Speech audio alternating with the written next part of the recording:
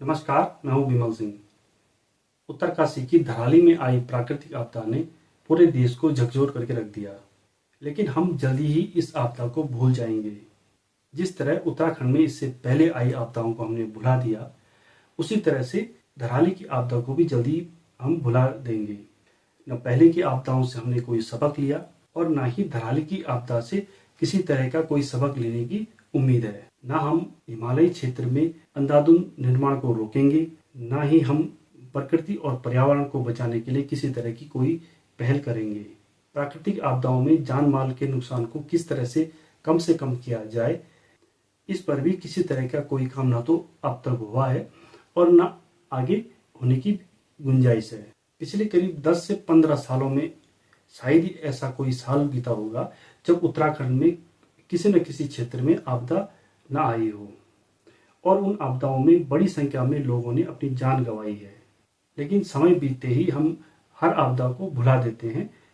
सिर्फ जिन लोगों ने उस आपदाओं में अपनों को खोया, जिनके जीवन भर की कमाई उस आपदा में तबाह हो गई, उनके जहन में वो आपदा का मंजर लंबे समय तक रहता है।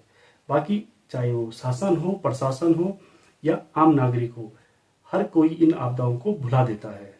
और यही कारण है कि हम हर साल एक नई आपदा का इंतजार करने लग जाते हैं और पिछली आपदा को भूल जाते हैं। अगर हम पिछले 10-15 सालों में आई आपदाओं पर नजर डालें तो उत्तराखंड में स्थिति बहुत ही भयानक है। हजारों लोग आपदाओं में अपनी जान गंवा चुके हैं। नव भारत टाइम्स की रिपोर्ट है कि पिछले 10 साल में उत्तराखंड के अंदर प्राकृतिक आपदाओं में 3,500 से अधिक लोगों ने जान गंवाई है। ये 2015 के बाद का डाटा लिया गया है। इसमें केदारनाथ आपदा शामिल नहीं है। वहीं अमर उजाला की रिपोर्ट है कि 2015 से 2024 तक उत्तराखंड में 18,000 से अधिक छोटी बड़ी प्राकृतिक आपदाएं आई हैं, जिसमें 67 बार बादल फटने की घटना हुई है। कहीं बादल फटना, कहीं भूस्खलन, कहीं हिमस्खलन या बाढ़, अन्य तरह की आपदाओं से उत्तराखंड घिरा हुआ है। और प्राकृतिक आपदाओं का अगर हम ट्रेंड देखें तो 2010 के बाद इसमें बहुत तेजी आई है। इसमें हमने उत्तराखंड में 2010 के बाद आई कुछ बड़ी प्राकृतिक आपदाओं को लिया है, जिसके विश्लेषण से ये पता चलेगा कि उत्तराखंड में लोग किस तरह से आपदा में अपनी जान गंवा रहे हैं। और उसके बाद किसी भी आपदा से हम लोग किसी भी तरह का कोई सबक नहीं ले रहे हैं।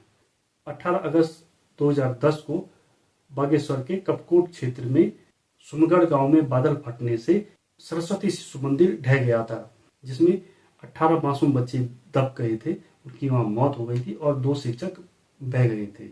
13 सितंबर 2012 को रुद्रप्रयाग के ऊखीमठ में बादल फटने से 69 लोगों की मौत हो गई थी। 16 जून 2013 को केदारनाथ आपदा को कौन नहीं जानता।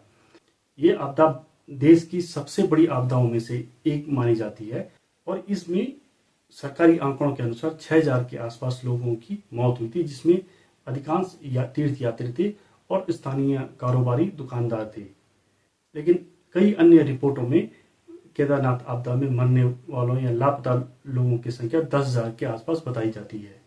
1 जुलाई 2016 पिथौरागढ़ के डीडी हाट क्षेत्र में बादल फटने से 22 लोगों की मौत हो गई थी।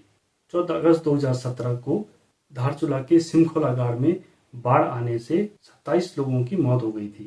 18 अगस्त 2019 को उत्तरकाशी के आराकोट में बाढ़ में 21 लोगों की मौत हो गई। 20 जुलाई 2020 को पिथौरागढ़ के टांग गांव में बादल फटने से 11 लोगों की मौत हो गई थी। 18 अगस्त 2020 को उत्तरकाशी के मोरी क्षेत्र में बाढ़ की चपेट में आने से 12 लोगों की मौत हो गई थी। 7 फरवरी 2021 चमोली के ऋषिगंगा में आई बाढ़ में 204 लोगों की मौत हो गई थी, जिसमें से करीब 130 के आसपास लोगों के शव आज तक नहीं मिल पाए।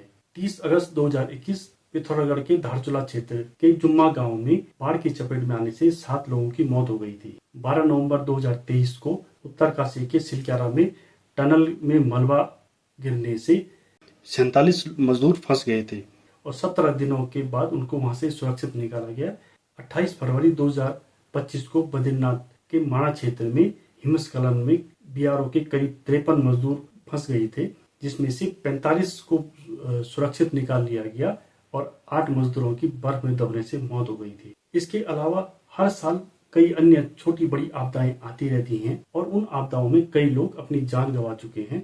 इतनी आपदाओं के बाद और इतने लोगों की जान गंवाने के बाद भी उत्तराखंड में सिस्टम सुधर नहीं पाया है, न सरकार के स्तर से और न ही आम जनता के स्तर से। हमने न तो हिमालय क्षेत्र में निर्माण कार्यों को सीमित किया है और न ही उनको वैज्ञानिक तरीके से करने की योजना बनाई है। जहाँ जिसका मन आता है वहाँ खुदाई करना शुरू कर देता है और फिर कंक्रीट के जंगल खड़े कर दिए जाते हैं। क्या बद्रीनाथ, क्या केदारनाथ या अन्य जगहों पे इसी तरह से बड़े बड़े निर्माण कार्य किए जा रहे हैं। कुछ सरकार के द्वारा, कुछ निजी निर्माण कार्य किए जा रहे हैं, कहीं बड़े बड़े होटल बन रहे हैं, कहीं अन्य तरह के निर्माण कार्य किए जा रहे हैं। चौड़ी चौड़ी सड़कें, बड़ी बड़ी विद्युत परियोजनाएं, रेल लाइन जैसे तमाम कार्य हिमालय क्षेत्रों में धड़ल्ले से किए जा रहे हैं और इसके लिए हजारों हेक्टेयर वन क्षेत्र काटे जा रहे हैं।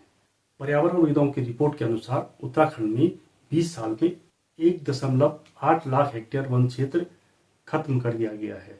पर्यटन को भी हमने नियंत्रित नहीं किया है। 2005 में उत्तराखंड में हर साल 1.5 करोड़ पर्यटक आते थे और आज ये संख्या 5 करोड़ से अधिक है। यानी कि हर साल उत्तराखंड में 5 करोड़ से अधिक पर्यटक आ रहे हैं, जबकि उत्तराखंड की जनसंख्या 1 करोड़ 20 लाख के आसपास है।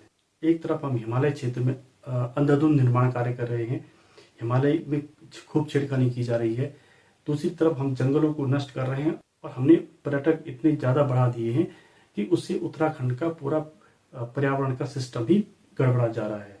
धराली में आपदा से अधिक नुकसान के पीछे भी कारण यही बताया जा रहा है, क्योंकि यहाँ पे सैकड़ों साल पहले कभी खीरगंगा में आई बाढ़ और मलबे से एक टीला बन गया, जहाँ पे कई सालों के बाद निर्माण कार्य शुरू कर दिए गए और वहाँ पे एक बाजार तैयार हो गया।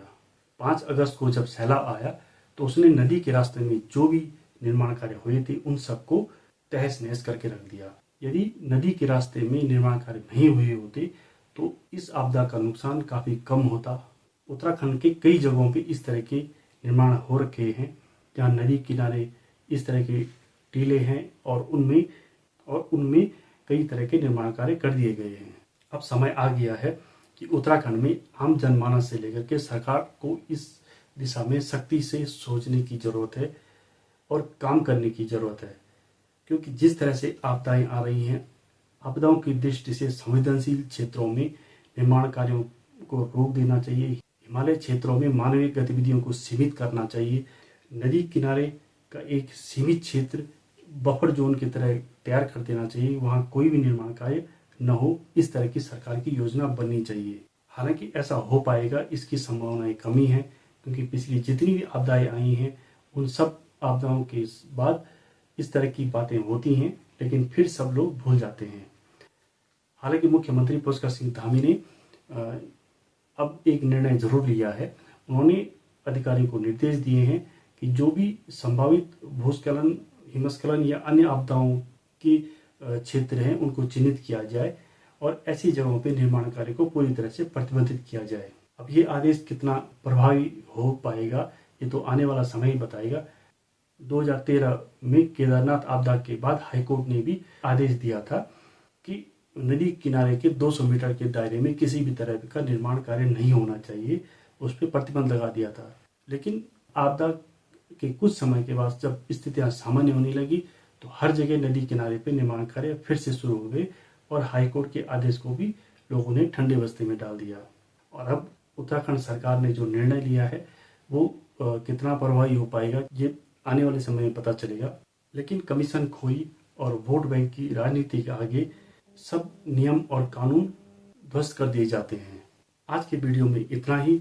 वीडियो को लाइक कीजिएगा, चैनल को सब्सक्राइब जरूर करना। नमस्कार।